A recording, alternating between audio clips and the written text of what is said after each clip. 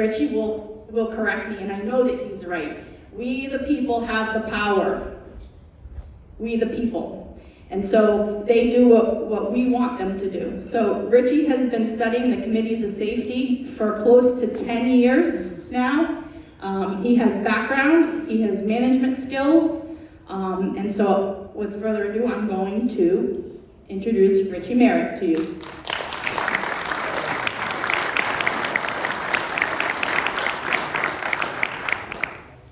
Thank you for having me, everybody. I hope I can finish, because on the way up I started getting a sore throat, and it feels like razor blades in there. So we'll see how this goes. I'm supposed to be talking on the committeemen, but before I do that, because I was asked by several people, what authorization do we have to be the Committee of Safety or the committeeman or any of these committees? And I was going to recite Article 8, but Dan beat me to it, so I'm not going to recite it, I'll just reference it. Article 8 is the accountability clause. That's why we can do what we do. It doesn't matter what you call yourself. We, the people, have the power. With that, I want to just say, I have these letters here, because I've been doing this for a long, long time. You can tell I'm old. These letters represent cities and towns, mayors, city managers, the governor, what's his name? The state epidemiologist, Benjamin Chance, Laurie Chivinette, all of the sheriffs, and more. I'm sure at boards of health, school departments. I'm a one-man army. The only casualty is me. Not one person responded to any of these letters. I didn't count them, but I'm guessing there's 50 or 60 here, maybe more, I don't know. They didn't do anything. The one person who did respond, and they're not government, is Market Basket. They actually called me and talked to me, and the gentleman was very nice, because I started a campaign for corporations. I don't want these people telling their employees, you gotta be vaccinated, you gotta wear a mask. This is all crazy stuff, all right? It's just crazy. And you all know that here, I understand that. But that's the justification for us to do what we're doing. And I'm looking for people to help me. I will go, one of the things you guys gotta know, some of you don't know me, some of you do. I'm cursed with something, and that's vision loss. I'm going blind. However, please, I don't want to hear any oh boy or any of that stuff. I'm not looking for any pity. But I will say this, I'll go anywhere with anybody to fight the fight. Only I can't get there unless someone helps me. So I don't care where it is, I'll go there. Miss a day's work, miss a week's work, I could care less. My grandchildren and your children and grandchildren are more important. Amen.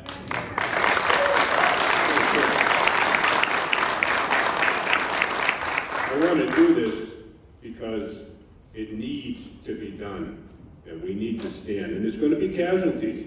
I'll be the casualty. I worked in law enforcement. I know about prisons. I know about arrests. I know about all that stuff, okay? I don't care if they arrest me. I don't want to be arrested, but I don't care.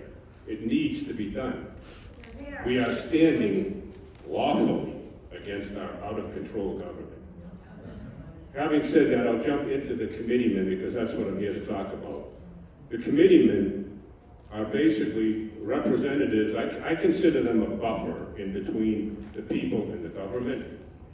And their function is for each and every one of you to know the Constitution if you're going to be a committeeman. Because your primary function is to test politicians on the Constitution. And it doesn't matter, here's a shocker for you. It doesn't matter if you're a Democrat or Republican. If you don't know the Constitution, you don't get on the ballot. You don't get on the ballot. And politics doesn't enter into this. You're tested. If you fail, go back and hit the books. You're representing the interest of the people, not special interest, the people. And that Constitution was ratified by the people, and it was done so for a purpose. Thank you. So the committeemen have that function. also, if a politician in office, representative dies, resigns, quits, is arrested, wishful thinking, the committeeman can step into that position if there are votes to be taken in an emergency situation. But their primary function is education, to teach people the Constitution. If they either teach it to them or test them, one of the two. I mean, it's not their job, I shouldn't even say that their job is to teach it to them. There's too much time involved. You learn it on your own as an adult. Then you come for the test. If you pass the test, then guess what? You get on the ballot. It's real simple. Personally, and I heard Dan say this, each to his own in this government. I've been a registered independent since 1969. I hate party politics. I don't care what side of the fence you're on. I am an American. I stand and I will die for the Constitution. Make no mistake about that. Amen. That's what it's about. And I'm not advocating violence, okay? But if it rears its ugly head, I'm prepared. I'll do what I can do. And enough said. I think it was said by somebody, if there is to be trouble, let it begin here so my children can be spared. Well, that's me. That's what I'm here for. Bring it. I did want to say, over here, I hope nobody takes them, but I have packages and I'm protecting them. I made them through the National Liberty Alliance website. If you haven't been there, you should be, and there's papers out on the table so you can check it out. The paperwork that I have are committeeman handbooks, committee safety handbooks, militia, the sheriff's handbooks, the COS charter. These are all samples that the National Liberty Alliance put out, excuse me. And all they are is for reference material. If you read it, you'll understand it. Might bring you to some more reference material, but you'll get it. There's no sense in reinventing the wheel, in other words. It's already here. We're going to give it to you. If you're willing to sign up as a chairman of one of the counties today. There has to be a leader or leaders. Somebody has to come forward for each county. All right? Now, for the person who comes forward for Hillsborough County, I will be happy to work closely with you. I'm not going to do it, okay, because well, for a lot of different reasons. But believe me, I will be as active or more so than you will be. So if you want to be Hillsborough County chairman, let me know. I'll give you the information. You can read it, look it over. The other thing this is probably the most important thing I've done in my life. And I'm very, very serious about this. Out on the table out there is a flyer, paper, excuse me. I can't develop a flyer. But the paper says, International Organized Crime and You. There are 8 links on there to various documentaries. I don't know who has seen these or who hasn't seen these, but if you take the time to watch them, there's about 12 hours worth of videos. I promise you, on my children's life, you will not have any question as to who's doing what to you, where and how on this planet. It is the globalists, but you gotta know who is at the top of the pyramid. And these make it very, very clear. And for some people say, what are you talking? They can't be doing this. They don't live long enough. It's a family dynasty. It's a bloodline that's been going on for centuries. And if you study those documentaries, that's what you're going to find out. You need to know that the people in Congress are not your representatives. They work for corporate America, and they're being controlled by the globalists. Money. It was, I believe, and if someone knows this, you can correct me, but I believe it was Nathan Rothschild who said, give me the authority to issue the currency of a nation, and I cannot who makes the laws. I can buy people, I don't care what your laws are. And he's proven. He took over the banking in 1800, and he started, or he got the permission to take it over in 1913 with the Federal Reserve Act. It's now 2021. Do you think he controls it? I do. He controls everything. Watch those videos. I can't tell you strongly enough. I know people don't want to, I don't have the time. Well, if you don't have the time, you don't have the time to save your family. And I feel bad about that. I'm not wasting your time. I've known Dan for a lot of time here. We've worked together. I'm not in the habit of wasting people's time, honestly. I don't want anything to do with wasting your time. All I ask is that you please look at that. As a matter of fact, take 4 or 5 of them with you. I think I brought 100. So take 3 or 4 or 5, whatever it is, and give them to people. Say, here, study this. Take the time to watch 1 or 2 of them. I'm sure once they watch 1 or 2, they'll watch the rest of them. In fact, I'm almost positive, or they should anyway. The other thing is the NLA material out there, which will tell you, not just you, because you're here, but people that you want, the committee safety handbooks, you can all get them and download them, they're free, don't cost a nickel.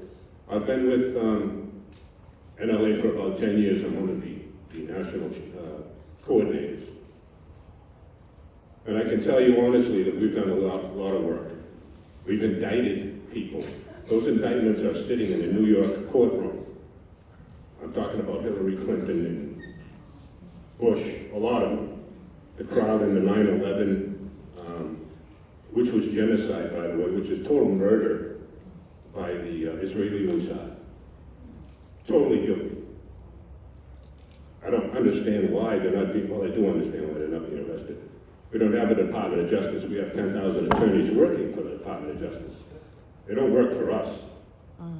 Why do you think the FBI isn't arresting anybody? They're going after mothers who won't have their kids vaccinated.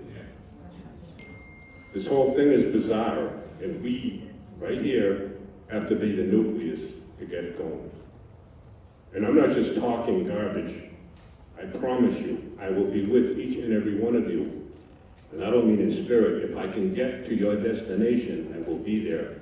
One other important thing, Dan can vouch for this, and Ray Howard, I don't know if Ray's here or not, but every time, well, we went up to see the governor. Me and Dan talked for years on the phone, and we came across this 30, or I think it was 31 violations of law that the state was perpetrating on the people of New Hampshire. So I was out at a meeting in Rochester, and I handed him the paper, Sununu.